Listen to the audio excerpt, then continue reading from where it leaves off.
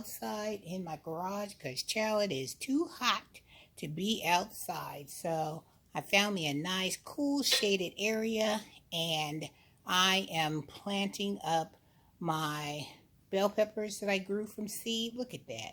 And some of them already have flowers on it to let me know that, hey, they are ready to go outside. Look at that. Look at that beautiful flower. Let me know, hey, I'm ready to produce some bell peppers. So I wanted to show you a little trick that I found. So hold up. Let me get it together, and then I'll come back and I'll show you what I'm talking about. You guys know how I always use this biotone starter to always put in my holes when I'm planting my plants, because this gives your roots a wonderful start, makes the roots strong. And look what it says: promote bigger blooms and roots for planting flowers, trees, shrubs, and vegetables. And I am a true believer of this product. No, they're not paying me to say those things. It's because I have been using this stuff ever since I found out about it, and that's been like 3 or 4 years. But also, the trick that I was telling you about, everybody has one of these containers, right? Well, I filled up this container with some of this biotone starter. So now when I want to put this in my plants, I just shake it in there, and I don't have to worry about all that putting my hands in the bag or having all those fumes in my face. It's just like shake it in the hole I need, and let's get our plants a great start. So, second tip I have for you, let me tell you about that. Hold up. Are you guys ready? I know you're sitting at the edge of your seats because you probably are just as excited as I was to find out this trick. All right, guys, check this out. It's just a word of advice. You know, I'm always buying this Stay Green flower and vegetable garden soil. Well, I decided to dump all this off and do a little sifting of this dirt. And child, look what I found inside of this bag. A piece of, I don't know, plastic. It has a price on it. It's a labeling for, let's see what it says. I don't know what it's for, but I found it inside of this bag. So just be mindful when you guys are buying these bags to sift your soil, or run your hands through it with your gloves on, and make sure you don't have any of these type of materials in this bag of soil that we paid so much money for. See what they're just throwing in there?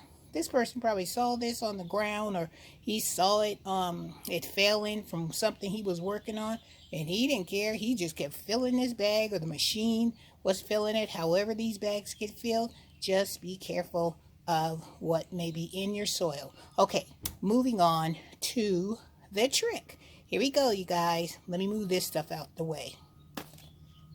Here's the trick. We all have these grow bags, correct? Well, I usually put like sticks or leaves at the bottom so it'll help me save on my soil, but I don't have any of that material. So what I decided I was going to do, because I've been seeing everybody like rolling down these grow bags, they're just rolling them down until they make them smaller. I saw this trick when a gardener was getting ready to plant her potatoes. So I said, hey, let me see how far I can roll this bag down and see if it will help me save on some of the soil.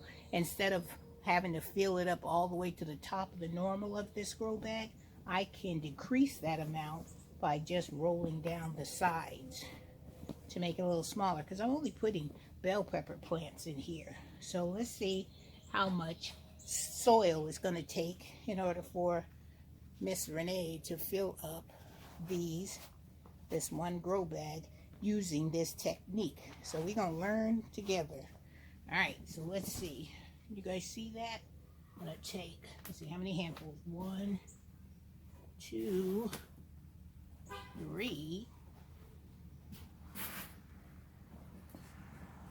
4, 5. That's not bad. Look at that.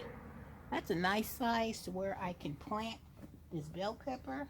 So I think this is what I'm going to do with my bell peppers, because I have so many that I need to plant. This is going to work just fine for me. Now let me show you how I'm going to be planting these bell peppers. Guys, let's get these 2 chocolate bell peppers planted. I have a medium-sized one and a little small one. So I'm going to plant these 2 together so they can grow up together and be like cute little friends. And don't remember, I grew these from seed. So I'm so excited about that because I didn't have to go to Lowe's or Home Depot to buy my starts. I grew them myself. So let's get them planted. So I've got my soil in here. I'm going to make a hole on this side, as you guys can see. This side, I'm make 2 holes. And I got it in that little oil pan that I always tell you guys to get at the $1.25 store, because, child, this will save you some money. Oh, yes, it will. For sure it will. Okay, so I'm going to put some bone meal in the holes, like I always do. Just going to shake some in there.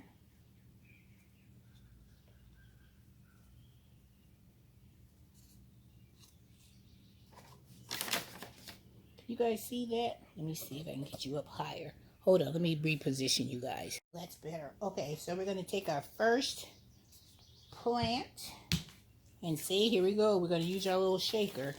We're just going to pop it open and we're just going to shake some of that favorite biotone in the hole. And then we're going to take our plant. Remember, I always tell you, scissors, hold it on your planter, tip it over. So then that way you won't put too much damage on your plant. And look at that root system, you guys. Look at that. And this was all grown from seed. And doesn't this plant look just as good as you would buy in Lowe's or Home Depot? Look at that. So we're going to put that in the first hole. And we're just going to pat it down and cover it with some soil. And it is looking good. Now let's take the second one out. And I've got to remember to keep one of these little cups in there so I'll know that this is a chocolate bell pepper. And I've never grown a chocolate bell pepper before. So all I'm going to do is loosen up the little roots, tease them a little bit, just to loosen them up so they don't get root bound. And I'm going to put them in its home. Cover it with some soil. Push it down so it has good connectivity with the soil. And all I need to do now is I'm going to put this in here because I went to the $1.25 store and I usually make my labels out of an old like milk, plastic milk jug, but I don't have any more, so I had to purchase some. So I'm going to label this and put it inside this grow bag so I'll know that this is a chocolate pepper. All right, guys. And so my chocolate pepper pepper plant is done. That's one of many. You want to see the other ones I have to do? Let me spin you around. You see all these down here? I still have to do these. All these I have to plant. And then, check this out. I still have 1, 2, 3, 4, 5, 6, 7, 8 more peppers to plant. And I got another flat out in my backyard waiting for their turn to get potted up. Woo!